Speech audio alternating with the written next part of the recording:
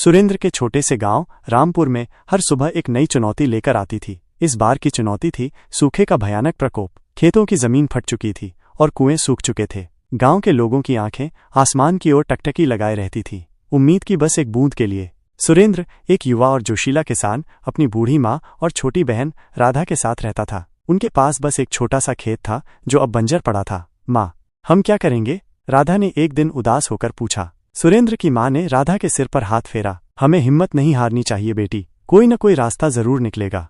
सुरेंद्र को गांव के बड़े बुजुर्गों की बातें याद आईं जो कहा करते थे कि गांव के पास की पहाड़ी पर एक पुरानी बावड़ी है जो कभी नहीं सूखती थी। लेकिन वह बावड़ी सालों से उपेक्षित पड़ी थी और पत्थरों तथा झाड़ियों से ढकी हुई थी। गांव के लोग उसे एक मिथक मानते थे क्योंकि किसी ने उसे कभी साफ करने की कोशिश नहीं की थी। सुरेंद्र ने ठान लिया कि वह उस बावड़ी को खोजेगा और उसे साफ करेगा। अगले दिन सुबह वो फावड़ा और कुदाल लेकर पहाड़ी की ओर चल पड़ा। रास्ते में उसे गांव के कुछ लोग मिले जिन्होंने उसे रोकने की कोशिश की। सुरेंद्र, ये सब बेकार है, वो बावड़ी महज एक कहानी है, एक बुजुर्ग ने कहा। लेकिन सुरेंद्र ने उनकी बात अनसुनी कर दी।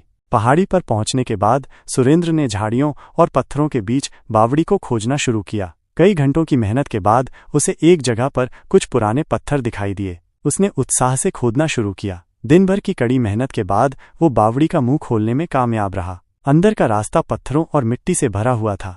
गांव वाले जो दूर से उसे देख रहे थे अब उसके पास आने लगे। उन्होंने सुरेंद्र की लगन और मेहनत देखी और उनमें भी उम्मीद जाग उठी। सुरेंद्र ने गांव वालों को अपनी मदद के लिए बुलाया। सब मिलकर काम करने लगे। बच्चों से लेकर बूढ़ों तक हर कोई अपनी क्षमता अनुसार योगदान दे रहा था। कई दिनों की अथक परिश्रम के बाद बावड़ी का रास्ता साफ हो गया। जैसे ही आखिरी पत्थर हटा, अंदर से ठंडे पानी की एक धारा फूट पड़ी। पानी धीरे धीरे ऊपर आने लगा और बावड़ी लबालब भर गई। गांव वालों की आंखों में चमक आ गई। उन्होंने कभी सोचा भी नहीं था कि ये बावड़ी सच में पानी देगी। गांव में खुशी की लहर दौड़ गई। सुरेंद्र ने अपनी माँ और राधा की तरफ देखा, जिनकी आंखों में आंसू थे, खुशी के आंसू। गांव में फिर से हरियाली लौट आई। खेतों में फसलें लहलहाने लगीं और पशुओं को भी पानी मिलने लगा।